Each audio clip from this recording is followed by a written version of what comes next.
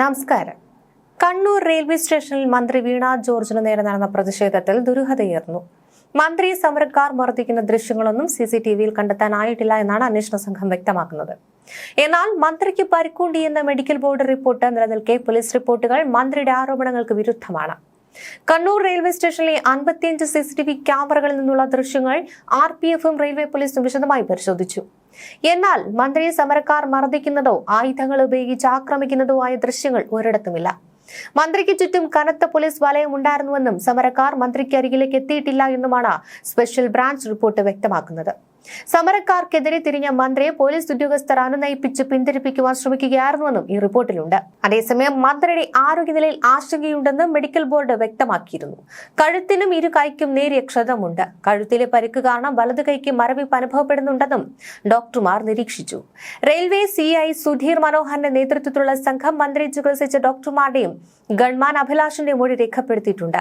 പരിശോധിച്ച CCTV ദൃശ്യങ്ങൾ അന്വേഷണ സംഘം ഉടൻ കോടതിക്ക് കൈമാറും. പോലീസിന്റെയും സ്പെഷ്യൽ ബ്രാഞ്ചിന്റെയും കണ്ടെത്തലുകൾ വരും ദിവസങ്ങളിൽ രാഷ്ട്രീയ വിവാദങ്ങൾക്ക് വഴിതെളിക്കും. കണ്ണൂർ റെയിൽവേ സ്റ്റേഷൻ സംഭവത്തിൽ പോലീസും മെഡിക്കൽ ബോർഡും രണ്ട് തട്ടിലാണ്. മന്ത്രിയെ ആരും മർദ്ദിച്ചിട്ടില്ലെന്ന പോലീസ് റിപ്പോർട്ടുകൾ പുറത്തുവരുമ്പോൾ പരിക്കുകൾ ഗുരുതരമെന്ന മെഡിക്കൽ റിപ്പോർട്ടിൽ ഉറച്ചു നിൽക്കുകയാണ് ആരോഗ്യവകുപ്പ്. കേസിൽ നിർണായകമാവുക കോടതിക്ക് കൈമാറുന്ന CCTV ദൃശ്യങ്ങളാണ്.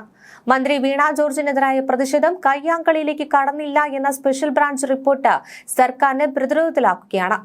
ഉത്തരമേഖല DIG-ക്കും സിറ്റി പോലീസ് കമ്മീഷണർക്കും നൽകിയ റിപ്പോർട്ടിൽ മന്ത്രി സമരക്കാർക്ക് നേരെ തിരിഞ്ഞതായും പോലീസ് അവരെ പിന്തിരിപ്പിക്കുവാൻ ശ്രമിക്കുകയായിരുന്നുവെന്നും വ്യക്തമാക്കുന്നു. എന്നാൽ മന്ത്രിയുടെ ഗൺമാൻ അഭിലാഷിന്റെ മൊഴി ഇതിനും വിരുദ്ധമാണ്. റെയിൽവേ CI സുധീർ മനോഹറിന്റെ നേതൃത്വത്തിലുള്ള സംഘം ശേഖരിച്ച മൊഴികളിൽ മന്ത്രിക്ക് നേരെ അതിക്രമം ഉണ്ടായി എന്നാണ് സൂചന. കഴുത്തിലെ ക്ഷതം മൂലം വലത് കൈക്ക് അനുഭവപ്പെടുന്ന മരവിപ്പ് ഗൗരവകരമാണെന്നാണ് മെഡിക്കൽ ബോർഡ് ആവർത്തിക്കുന്നത്. നിലവിൽ 55 ക്യാമറകളിൽ നിന്നുള്ള ദൃശ്യങ്ങൾ റെയിൽവേ പോലീസ് സമാഹരിച്ചിട്ടുണ്ട്. ഇവ എഡിറ്റ് ചെയ്യാതെ തന്നെ കോടതിയിൽ ഹാജരാക്കാനാണ് തീരുമാനം.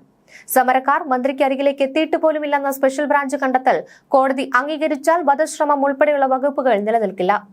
രാഷ്ട്രീയ വിവാദങ്ങൾക്കിടെ ശാസ്ത്രീയ തെളിവുകൾക്കായി കാത്തിരിക്കുകയാണ് അന്വേഷണ സംഘം. മന്ത്രി നിലവിൽ നിർബന്ധിത വിശ്രമത്തിലാണ്. മെഡിക്കൽ ബോർഡിന്റെ തുടർച്ചയായ നിരീക്ഷണം ആരോഗ്യ വകുപ്പ് മന്ത്രിക്ക് വേണ്ടിവരും. വരും ദിവസങ്ങളിൽ കൂടുതൽ മൊഴികൾ രേഖപ്പെടുത്തുന്നതോടെ കേസിൽ വൻ വഴിത്തിരിവുണ്ടാകുവാനാണ് സാധ്യത. മന്ത്രിയുടെ കഴുത്തിലെ പരിക്കും വലതു കൈയിലെ മരവിപ്പും മെഡിക്കൽ ബോർഡ് സ്ഥിരീകരിച്ച സാഹചര്യത്തിൽ ഇത് എങ്ങനെ സംഭവിച്ചു എന്നതിലാണ് ഇപ്പോൾ ദുരൂഹത തുടരുന്നത്. സമരക്കാർ മന്ത്രിക്കരികിലേക്ക് എത്തിയിട്ടില്ലെന്ന സ്പെഷ്യൽ ബ്രാഞ്ച് റിപ്പോർട്ട് നിലനിൽക്കെ തന്നെ ഗൺമാൻ അഭിലാഷിന്റെ മൊഴിയിൽ ഉറച്ചു നിൽക്കുകയാണ് അന്വേഷണ സംഘം. 55 CCTV ക്യാമറകളിൽ നിന്നുള്ള ദൃശ്യങ്ങൾ കോടതിക്ക് കൈമാറുന്നതോടെ പോലീസിന്റെയും സ്പെഷ്യൽ ബ്രാഞ്ചിന്റെയും വാദങ്ങൾ നിയമപരമായി പരിശോധിക്കപ്പെടും. മന്ത്രിയെ അനുനയിപ്പിക്കുവാൻ ശ്രമിച്ച പോലീസുകാരുടെ നടപടിയെക്കുറിച്ചുള്ള റിപ്പോർട്ടും കോടതിക്ക് മുന്നിലെത്തും.